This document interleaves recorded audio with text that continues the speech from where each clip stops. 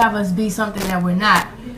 For ourselves, we don't do that. I mean, like if they had us singing something sexual or something inappropriate for us, our age, we won't sing. We know how to politely say, no, that's not our vibe. And if it's some curse words or something that we don't want to be, then we don't sing that. Exactly. And if somebody tried to have us rap or something like that, we'll do that because, you know, that's fits. fine. It but does fit, yeah. anything that doesn't fit our boundaries and fit what we have, and, you know, if it goes out of our boundaries, then we won't. But everyone that we've worked with, excuse me, I'm sorry, has been really open and allowed us to give input. So it's been cool. I think that's the way it should be. I mean, you are, after all, the people who've got to get out there and do it. But Kelly, you said something interesting. You talked about, as a developing group, having some major disappointments which made you stronger. What sort of thing did you have in mind when you said that?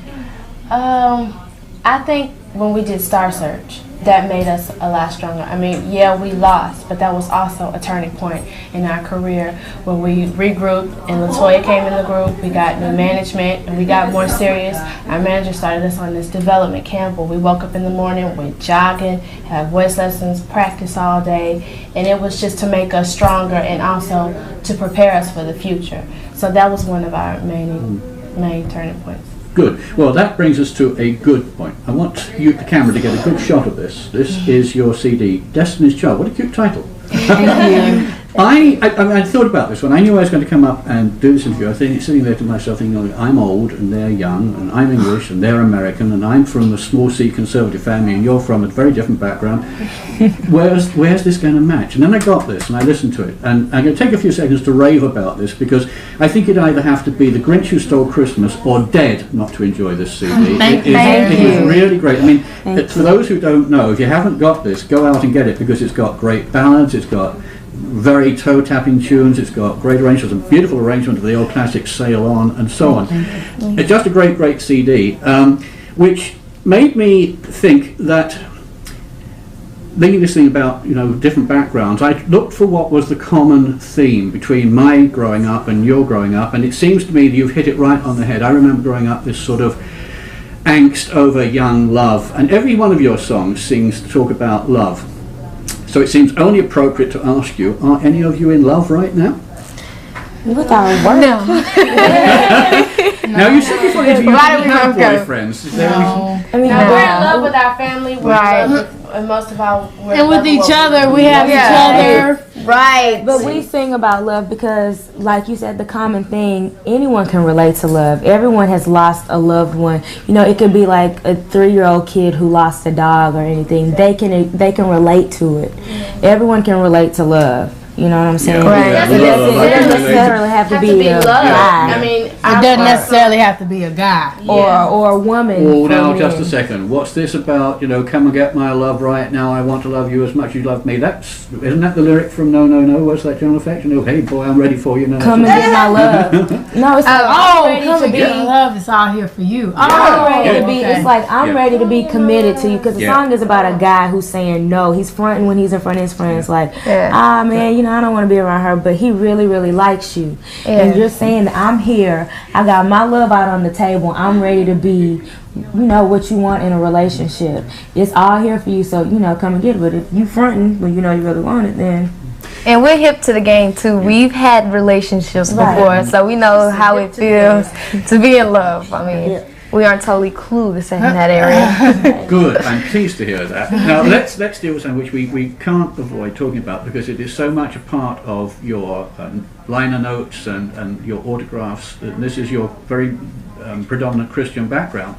But I notice that you've chosen to go the more mainstream route. Is that, I mean, what guided that choice?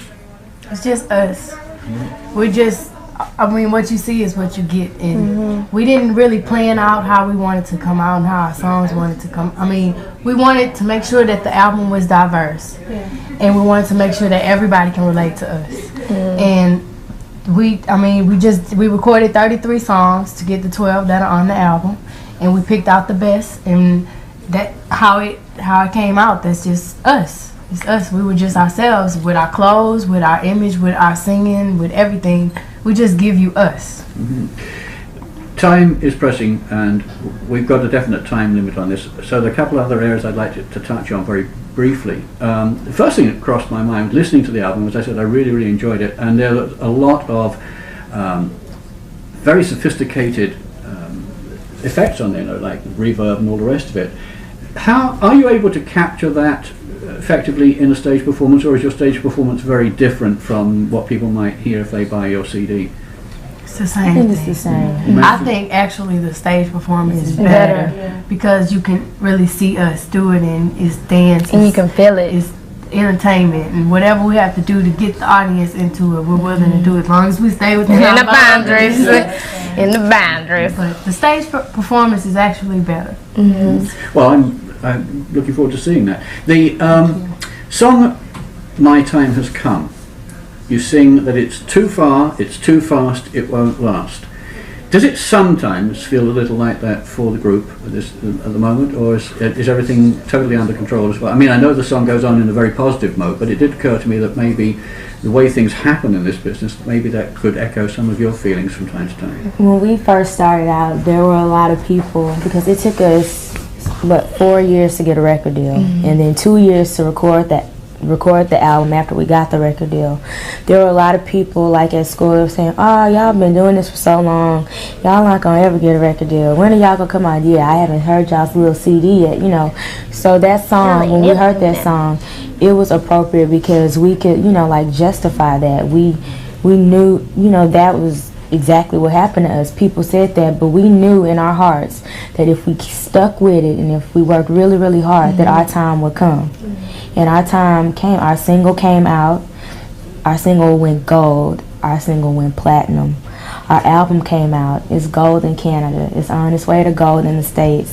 Everything is just happening slowly for us, and it's not happening too fast. But our time is slowly coming, and we really give all thanks and praises to God because we know, we kept our faith in God the whole 6 years. And He's got us this far, and we know that He'll take us further.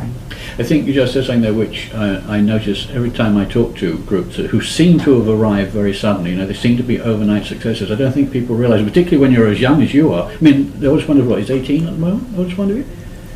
Around there. Well, I mean, Around that age. A lot of people, and I raise it because a lot of people would say 18, well, really, what do they know? But you've been working at this, as you say, for 6 years, and the results definitely sharp. It's a very sophisticated sound.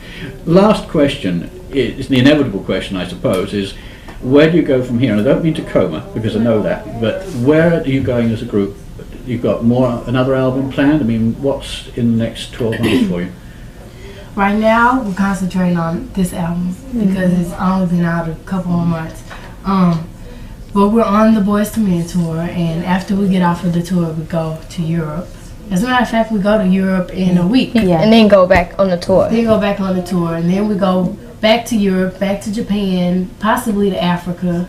Then we'll start recording our second album, which we plan on producing a lot more on, and we plan on writing more of our videos and producing more of our videos. One day we want to have our own record company, all 4 of us together, and have our own artists and help some other artists out. Like Clef helped us out, and like Jermaine Dupri helped us out because we have to, do the same thing they did for us. Well, exactly as Boys to Men are doing, in fact. Boys to Men. Yes. We could be here all day. SWV, A lot of artists There's helped so many us. artists that have inspired us and gave us a lot of words of wisdom, and we do nothing but thank them. And we also want to follow on, what they did for us. Well, we want to thank you for taking time out of a very busy day. And thank you. Have a wonderful concert tonight. Thank you. Come back and see us again. And this time, take a look at the city because it's worth taking a look at. We will. Yeah, before we go, we just want to thank everybody out there for helping us in this Chicago goal, and please keep supporting us, and please keep us in your prayers. And please pick up the album. If you don't have it, pick it up. That's the one. Pick up the one. That was